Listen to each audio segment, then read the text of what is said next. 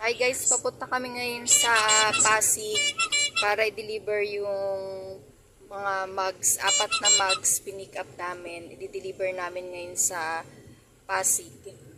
30 minutes na lang, nandun na kami sa drop-off point. Nandito kami ngayon sa Marcos Highway. Kasabay namin yung mga jeep. Ito, tawag pala sa mga jeep na ganyan guys dito is patok na jeep ang tawag nila dyan. Yan, kasi kaya siya patok na jeep kasi nga mabibilis silang magpatakbo. Mahilig silang magpatakbo ng mabilis. Saka pag nagpatakbo sila yung parang ano sila, nag-uunahan. Medyo traffic na ngayon dito.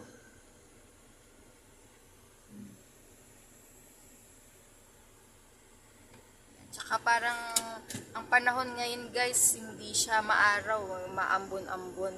Muulan-ulan tapos maya-maya mawawala. Ambon-ambon lang naman, hindi naman siya malakas. Kaya okay lang. Trabaho pa rin. Guys, may patok na jeep sa unahan namin. Mabilis yan magpatakbo, tsaka kung magpa-sounds yan, sobrang lakas. Tsaka mahilig silang mag-design ng kung ano-ano sa jeep nila, kaya tinawag silang patok na jeep. Mga patok na jeep pala guys, sumikat siya dito sa Antipolo, Marikina, mga papuntang PUP Santa Mesa yan guys yan. Papuntang, yan, tapos papuntang Antipolo, Marikina. Lalong sumikat yung mga patok na jeep na yan nung napalabas yung movie na Tokyo Drift. Kasi ginagaya nila yung pagdidrift dun sa pelikula. Kaya lalo silang naging uso dito at pumatok. Guys, kawawa naman si nanay. No? Dapat pag ganyan, siguro naman may anak yan, dapat pag ganyan na ang magulang mo, dapat di mo pinapabayaan gumagalat na mamali mo sa kalsada. Dapat kayo nang mag-aalaga. Kawawa naman si nanay na mamalimos, parang pilay pa ata yung isa niyang paa kaya hirap maglakad. Yan guys, 9 minutes na lang nandun na kami sa Pasig. Sa may health center lang daw ang drop-off nito, sabi ng nag-book eh. Paliko na kami sa F. Mariano Avenue. At least mayroon ding lalamove na L3 dito. Siguro nag-deliver din siya dito sa Pasig.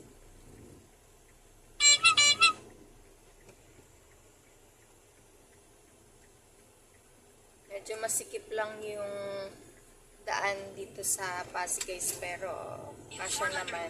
Turn left onto Magsaysay.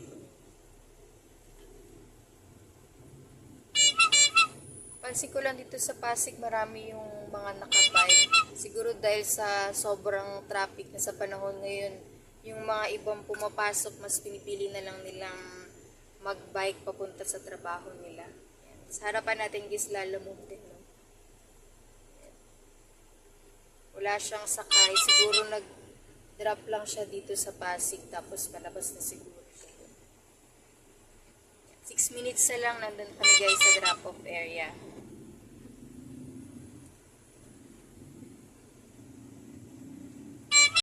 Hi guys, malapit na tayo sa Kaalinsabay Health Center. Sabi nung client, ayan, nandito na pala siya guys. Ayan si Kuya kumakaway. You have arrived. Yan. Na-drop lang namin guys yung mga mugs. Hi guys, nandito kami ngayon sa McKinley, Taguig. May pipick upin kami dito sa McKinley, kambingan. Tindahan siya ng mga lutong ulam na kambing. Yan. 4 minutes na lang, nandun na kami guys. Doon lang daw siya sa pagbaba mo ng tulay ng McKinley. Nandun lang daw yung tindahan, sabi nung nakausap namin. Hindi naman masyadong matraffic dito ngayon guys, stoplight lang yan kaya nakahinto. Pero sa oras ngayong alas 5, hindi pa siya masyadong matraffic. Siguro maya-maya matraffic na rito kasi pag ganitong oras, labasan na ng mga nagtatrabaho dito eh.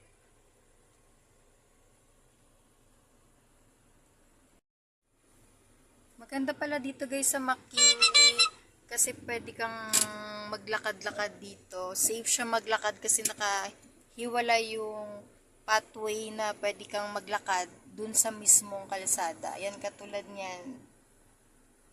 Pwede kang mag-exercise dito ng walking, pwede ka rin mag-jogging. Ayan, kasi safe siya dito. Yan, maganda pala dito sa McKinley, Taguig. Guys, sarado yung daanan dun papunta sa Kambingan. May orange barrier kaya hindi kami nakadaan. Kaya tuloy iikot pa kami ngayon ng malayo. Halos 15 minutes din bago kami makabalik dun sa pipick upan namin kasi ang layo ng U-turn dito sa Carlos P. Garcia, C5.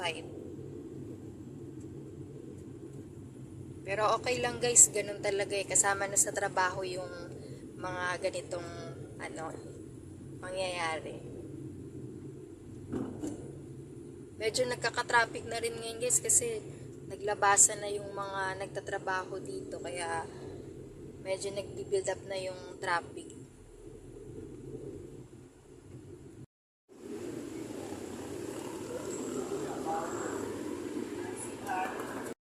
Hi guys, nandito kami ngayon sa Osmeña Highway. Last booking na namin to. Ihahatid namin yung lutong kambing sa Santa Mesa, Manila. Last booking na namin pagkatapos. Uwi na rin kami. So, wala namang traffic dito sa Osmeña Highway guys ng ganitong oras. Kahit may mga truck, hindi naman masyadong traffic. Yan guys.